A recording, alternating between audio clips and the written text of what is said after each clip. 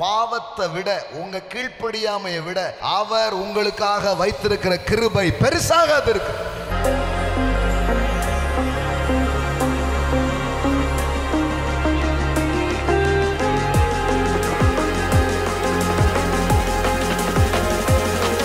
Sometimes we miss the mark. பாவம் பாவம்ன்றாங்கல்ல, ஹமத்தியா அப்படின்ற கிரேக்க வார்த்தைக்கு அதான் பாவம் அப்படின்றதுக்கு ஹமத்தியா அப்படின்ற ஒரு Greek word. That means missing the mark. குறியை தவற விட்டாய், லக்கை தவற விட்டாய். தவற விட்டிருந்தா என்ன?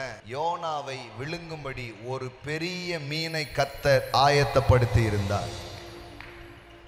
Now the Lord had prepared, appointed, destined a great fish. இருக்கீங்களா? ஆமென். To swallow Jonah. அப்படின்னா என்னன்னா, நீங்க ஐயோ நான் மிஸ் பண்ணிட்டேன்னா, கர்த்தர் சொன்னதை செய்யலை, அவ்வளோதான்.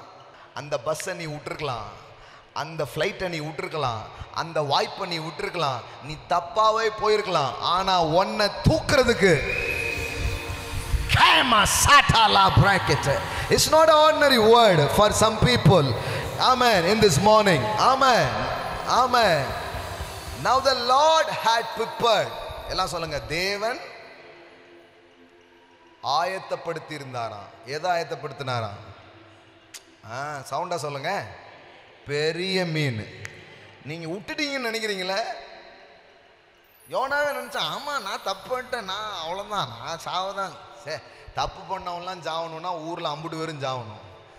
கர்த்தர் எனக்காக செத்தார், உங்களுக்காக செத்தார்.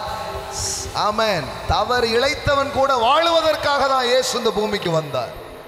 ஆமென். நீங்கள் என்னை எடுத்து சமுத்திரத்திலே போட்டு விடுங்கள், அப்பொழுது சமுத்திரம் உங்களுக்கு அமர்ந்திருக்கும். என்ன நிமித்தம் இந்த பெரிய கொந்தளிப்பு உங்கள் மேல் வந்தது என்பதை நான் அறிவேன் என்ற அந்த பிரச்சனைக்கே காரணம் நான் தான். அதனால நான் போறேன் அப்படின்னு தான் போறான். உன்னை போக விட மாட்டார். சார், நீங்க கடவுளுடைய கிருபையை இந்த காலையில எண்ணி பாருங்க சார். தேவன் சொன்ன இடத்துக்கு போகல, தேவன் சொன்னதை செய்யல, அவனுக்கே இப்படி ஒரு செயல் அவர் செய்வார். இருக்கீங்களா? Our God is gracious in this morning. I tell you, our God is gracious. அவர் கிருபை ரொம்ப பெருசுங்க. இன்னொன்னு சொல்லட்டுமா? உங்க பாவத்தை விட அவர் கிருபை பெருசு. God's grace is greater than your sin.